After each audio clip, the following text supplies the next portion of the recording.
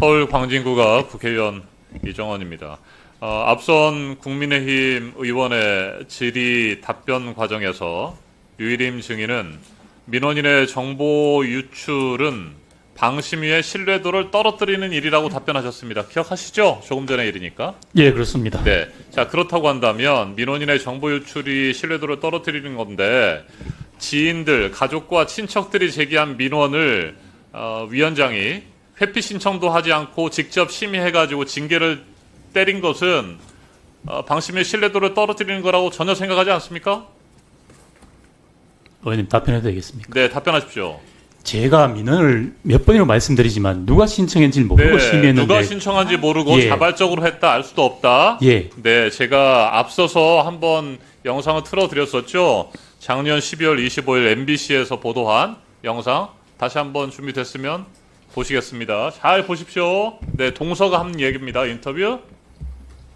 원래 뭐 명절 한 번씩 만나고 하면 이런저런 얘기를 옛날부터 많이 해왔었었고 저 말고도 다른 동서분들도 다른 저같이 친구들도 그랬었고 다 이쪽 같은 편이었었어요. 같은 편이었기 때문에 했던 불만들이 많았는데 뭐 심의할 수 있는 그런 것들이 딱 해서 네, 심의할 수 있는 그런 것들이 있다고 해서 이 명절 때 친척들이 만나가지고 누군가로부터 심의할 수 있는 것들이 있다고 해서 본인이 민원을 제기했다라는 취지의 얘기였어요. 이와 관련해서 제가 앞서 질문을 하니까 이 MBC 보도, 저 인터뷰에 대해서 뭐 정정 보도나 반론 보도를 신청하지는 않으셨다고 했는데 이 동서의 인터뷰 사실은 인정하십니까? 뭐 짜깁기라고 해서 조작이다 이렇게 생각하시지 않아요?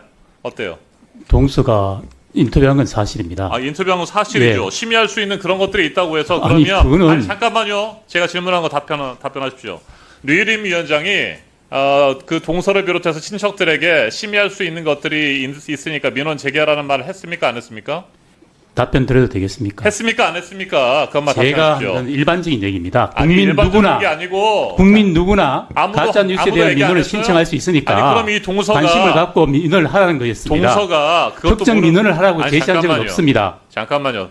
동서가 그러면 위원장이나 아니면 다른 사람들이 뭐 동생이나 또 다른 친인척이 말하지도 않았는데 본인이 민원을 신청하면 동서 류일임 위원장에게 도움이 되겠다 이렇게 자체적으로 판단한 거라고 보십니까?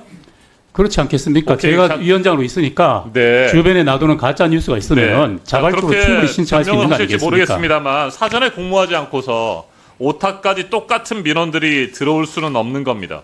그 명절에 가족과 친인척들이 만나가지고 사전에 조작하고 공모하지 않았으면 이런 일이 있을 수 없는 겁니다. 또 다른 증거를 한번 제시해 보도록 하겠습니다.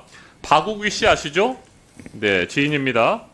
민원을 제기했다가 취하했습니다. 그리고 9월 15일 친동생도 민원을 취하했습니다. 이때까지도 동생이나 박우기 씨가 민원을 제기했다가 취한 사실을 몰랐습니까? 알았습니까? 저는 전혀 몰랐습니다. 전혀 몰랐어요? 예, 어떻게 그럴 수가 있어요? 동생이 얘기도 안 했어요? 얘기를 안 하는데 제가 전혀 어떻게 몰랐다고 아시겠습니까? 그냥 변명하고 그냥 하면 다 그냥 받아들일 것 같습니까? 이해할 수가 없어요. 네. 자, 그리고 지금 계속해서 국민의힘 의원들께서 지인들이나 친척들이 민원 제기할 수 있는 거 아니냐? 제기할 수 있어요.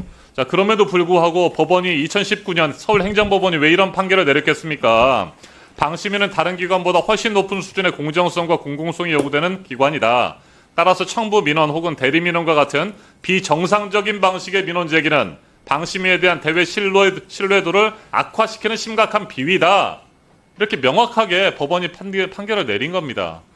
그래서 민원을 그렇게 조직적으로 지인들이 제기했다고 한다면 그것도 자체로도 대외 신뢰도를 약화시키는 거기 때문에 이건 막아야 되는 거고요. 이와 관련해서 2018년 방심위 그 당시에는 그 담당 팀장을 해임했어요. 그게 정상적인 거 아닙니까? 그런데 회피 신청도 하지 않고 본인이 직접 다 징계 의결까지 참여했는데 그러고도 아까 동서 인터뷰를 보고도 자기는 지인들이 가족들이 친척들이 민원을 제기한지 몰랐다. 계속 이렇게 거짓말 하실 겁니까?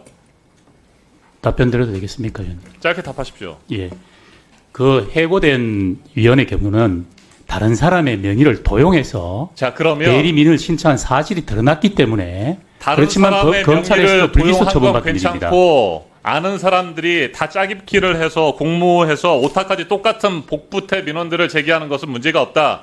그래서 알고도 그냥 자발적으로 민원을 신청한 것에 대해서 그걸 어떻게 나무랄 수 있겠습니까? 동생이랑 지인이 민원을 신청했다가 취한 것도 몰랐다? 계속 그렇게 거짓말 하실 겁니까? 예, 제가 뭐 알 자, 수 없는 됐습니다. 사실입니다. 자, 감사실장님.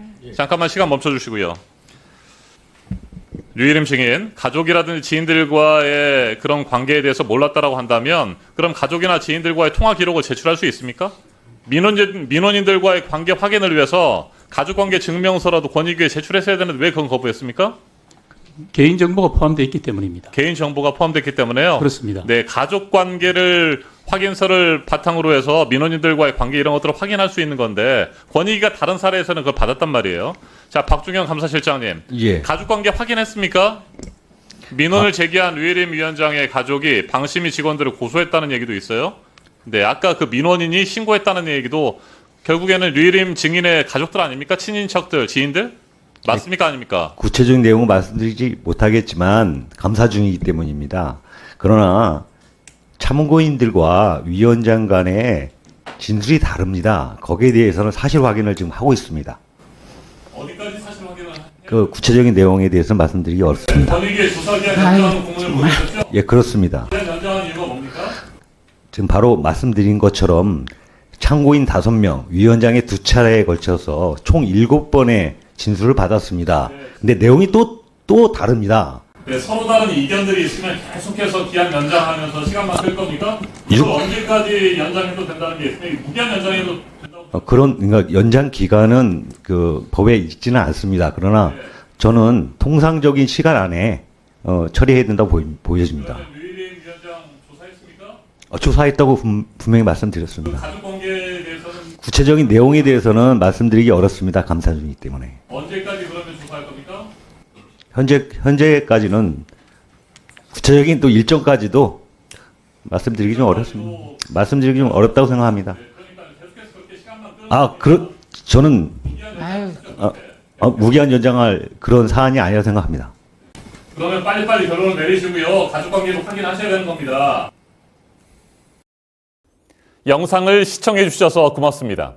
말보다 진심이 먼저 닿는 정치, 이정헌 오피셜에서 계속해서 전해드리겠습니다. 오른쪽 구독 버튼을 눌러 이정헌의 길에 함께해 주십시오. 고맙습니다.